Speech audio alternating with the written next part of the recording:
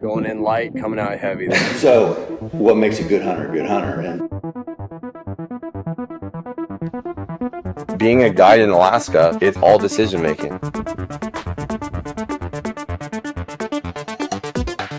Decision making that can result in life or death. here we go.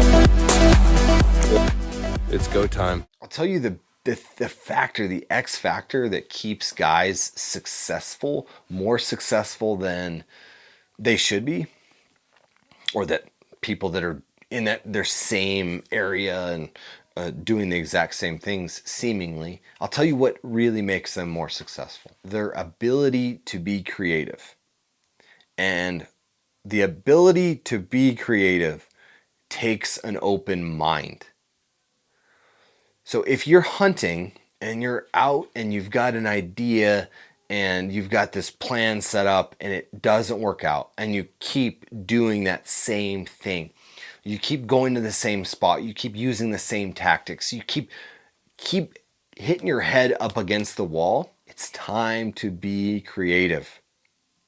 Be creative. Have an open mind. What does creativity mean, especially on a hunt? It's not a word that's commonly used when you talk about hunting.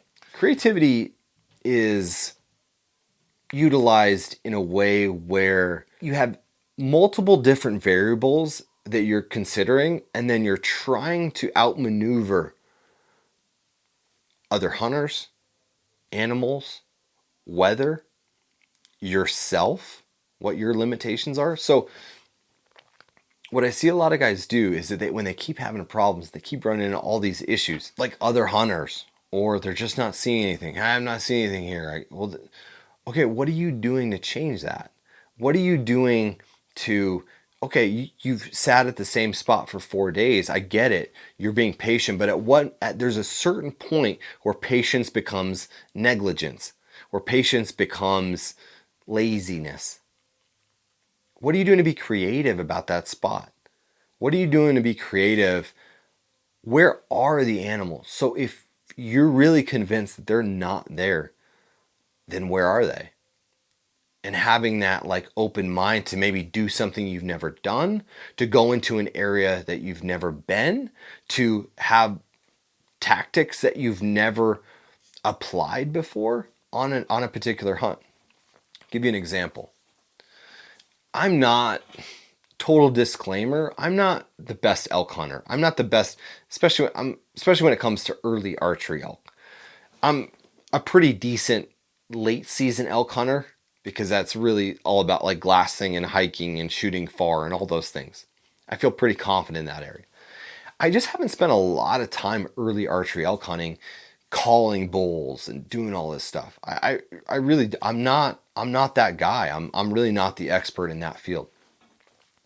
I was guiding a hunt, an early archery hunt, and I was guiding a guy, a bow hunter, and I'm not a good caller. The elk were calling and doing that stuff. I'm more comfortable sneaking in on them, and cool, if they're calling, let's go sneak in on them. They're showing us exactly where they are, so let's go sneak.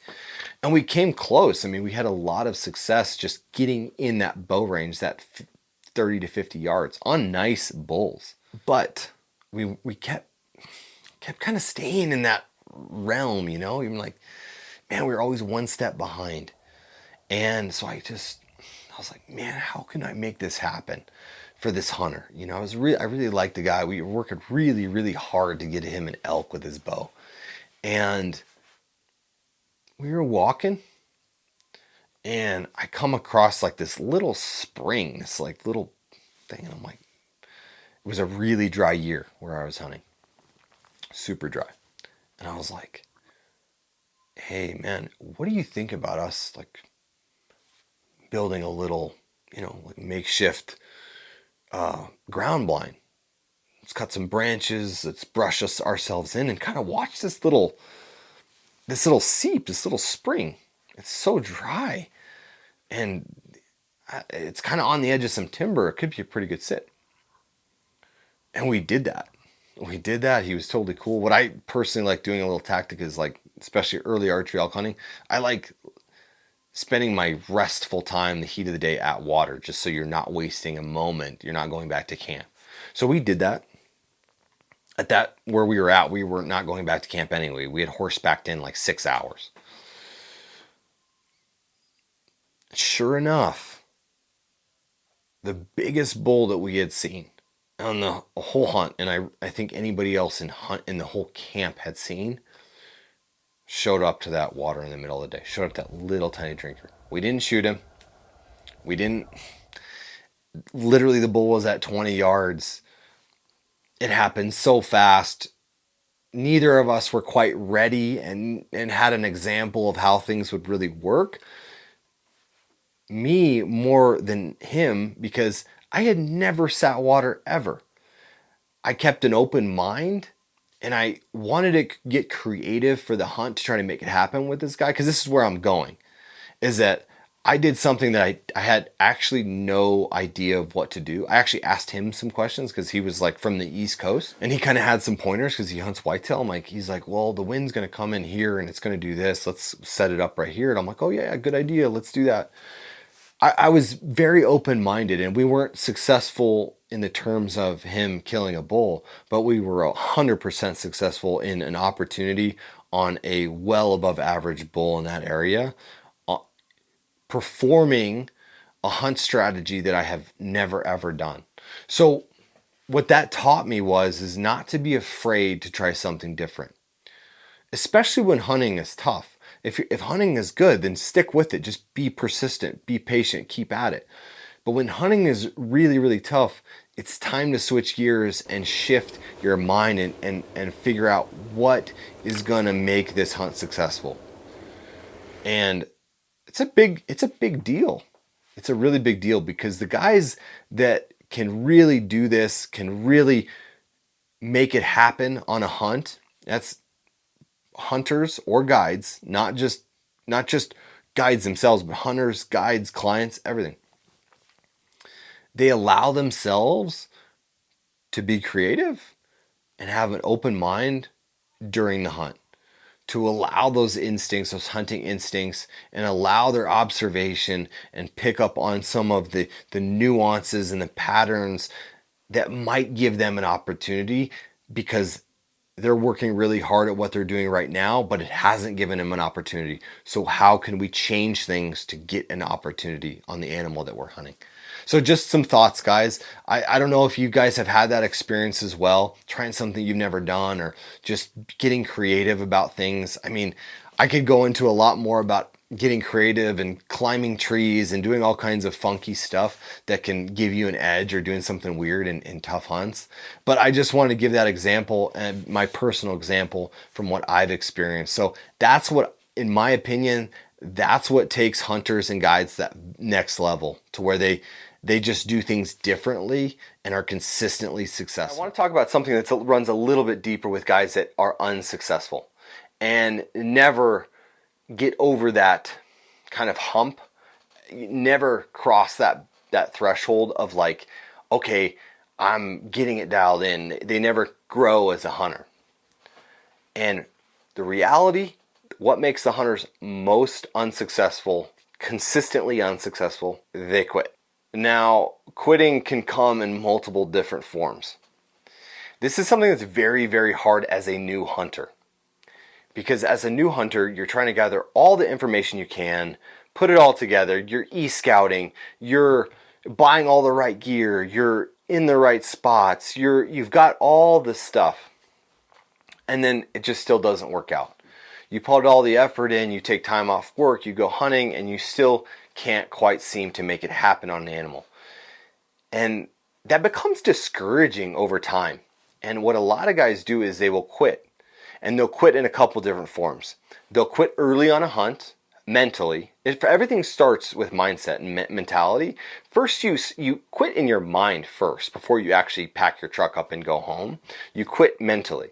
And so a lot of times that happens with guys that don't understand the reality, especially as a new hunter, that you have to be persistent. That if you have a 7-day hunt or a 14-day hunt, whatever it is, you need to prepare to spend all of those days hunting. And hunting, the moments of successful harvest can come at any time. They really can. So you have to be ready for anything to happen. But when you're not seeing anything for 3 or 4 days, it really becomes discouraging, and a lot of guys check out mentally, and then they pack up their stuff and leave. And they never cross that persistence, endurance, necessity, that development as a hunter, where it all of a sudden, it's more of a challenge, you versus you, than you versus an animal. Sticking through something till the end and being unsuccessful, but being unsuccessful when you don't quit. Because you never know what can happen on the last day of the hunt, on the last hour of the hunt. I have so many stories that I can tell you. The last hour of a hunt, or the last day hunting, that we just made it happen. Somehow it just happened. So that's really the reason why most guys are unsuccessful. Quitting, like I mentioned, comes in multiple forms. You quit an area. This is something that I see in my hunting experience, in my realm, like Western hunting, because there is so much like information out there that you can be so paralyzed by analyzing everything. It becomes daunting. And what I always encourage guys to do is that when they first start hunting in the West, and Colorado, Wyoming, Montana, Arizona, Nevada, Utah, Washington, Oregon, and even California. There's some really good hunting in California as well. But when you first start hunting, you have to give yourself a little bit of grace there. And just know that you can watch all the videos, you can get all the advice, you can do everything right and still be unsuccessful. That doesn't mean you're a bad hunter, and that doesn't mean you need to stop hunting. And so what I encourage guys to do is, when you pick a spot, say you get drawn for a tag in Colorado or Arizona or Montana, wherever it is. And usually for newer hunters, and this, guys, does not just apply to new hunters. This applies to guys that have been hunting their whole life. Understand an area. So when you draw like a Colorado elk tag in an area that's going to be probably pretty pressured, it doesn't have the biggest bulls, low success rates, and also, high draw odds because you're just trying to hunt elk maybe every year, stick with it. And I'm not saying just on the hunt, I'm saying stick with that hunt for 2 or 3 years. Draw that same hunt, try to go on that hunt for 3 years. This is what I'm talking about. This isn't a marathon, guys. This is an endurance-based activity. Hunting is all about endurance. And you have to have that marathon mindset where you're like, look, everything you see in videos, and look, I put out some hunting videos too that make it look really easy. But what I don't show you is all the hunts that are unsuccessful, that we didn't see anything, that we missed shots, that we didn't make it happen. So what you see is not always what the reality is of like, man, it took a long time to get here. And that's mainly for me now, is that we are very successful, but it took a long time for everybody to get on the same page and learn the areas and get to know habitat and animal patterns where we are, so we can really hone in where we focus. And that's what makes us very successful as a guide operation. But as a hunter, you really got to spend your time in there, and don't get discouraged when you're not seeing game or not having success, because it takes time being in there, and it takes different approaches to the same area, maybe year to year. I can tell you this happens quite a bit on my end. Places that we hunt every single year. One year, all the bulls are in this spot. The next year, they don't want anything to do with that spot, and they're right here. Same thing with coos deer bucks or mule deer bucks. Man, we found a really good one there. That doesn't mean they're going to be there the next year. But we know by being in that area year after year after year, we have plan A, B, C, D, which you don't develop unless you really hunt an area in different environments. It may be snowing one year. You may have been hunting an area that's been super dry one year and the next year is wet. So understanding that three-dimensional approach to a hunting area is really important. So don't quit. Don't give up. Don't quit midway through your hunt. Obviously, unless there's something that happens, then you need to go.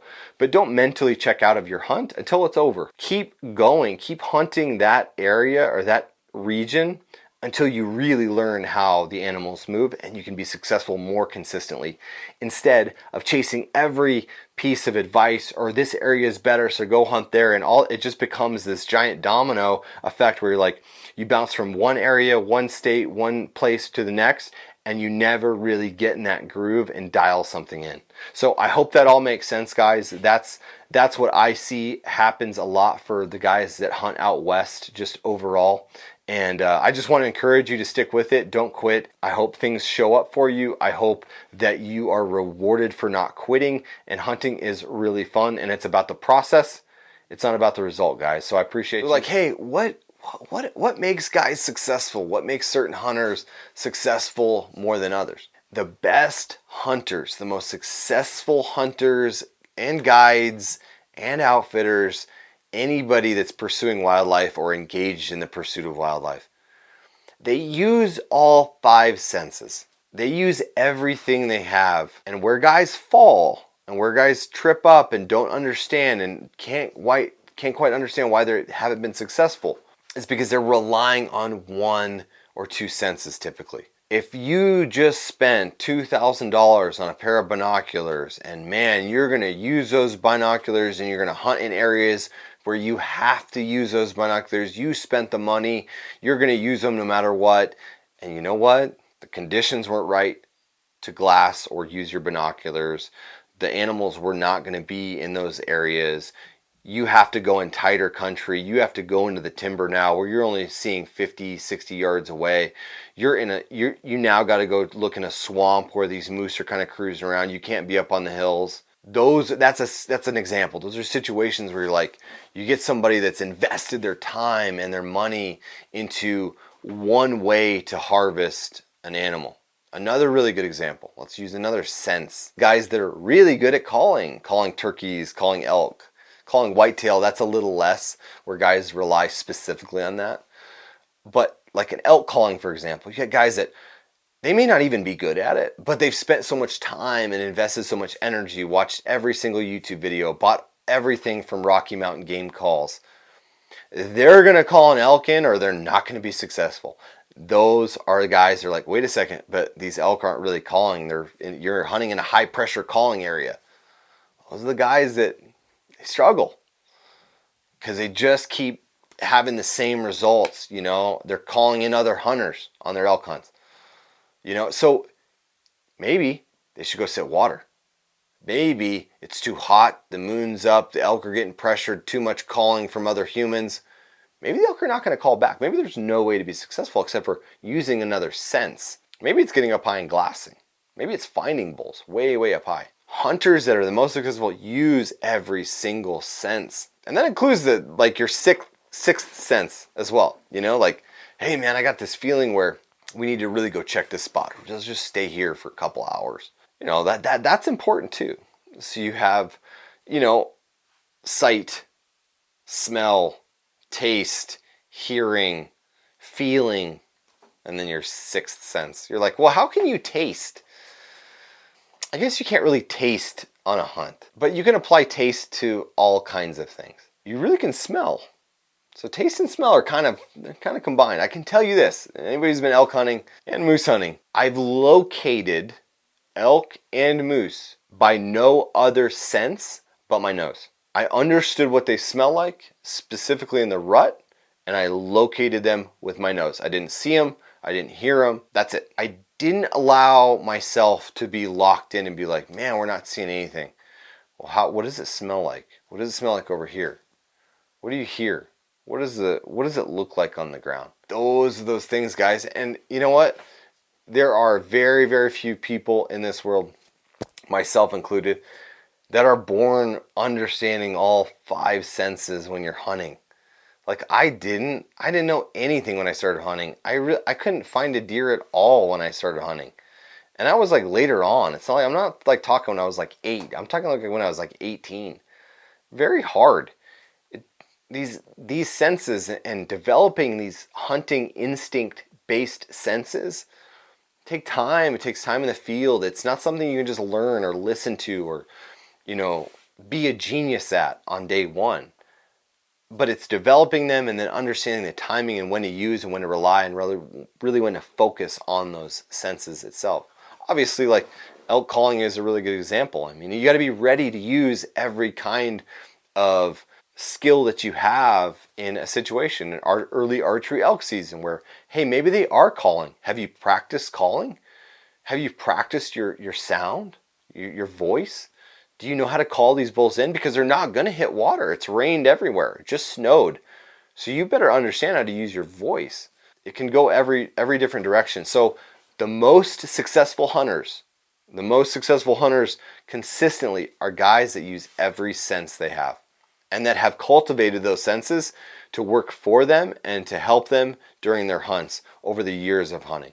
So I hope that helps, guys. I know it's a very short answer, even though it was kind of long in my opinion, but I could go into each one of those in depth, and I probably will, because it's worth actually exploring what makes good hunters good hunters. But that's kind of the general synopsis, guys. So I hope that helps. Let me know your comments below. Let me know if you agree or disagree. I hope you guys have an opinion on it. That's my opinion. Hit me up. I'll talk to you guys later.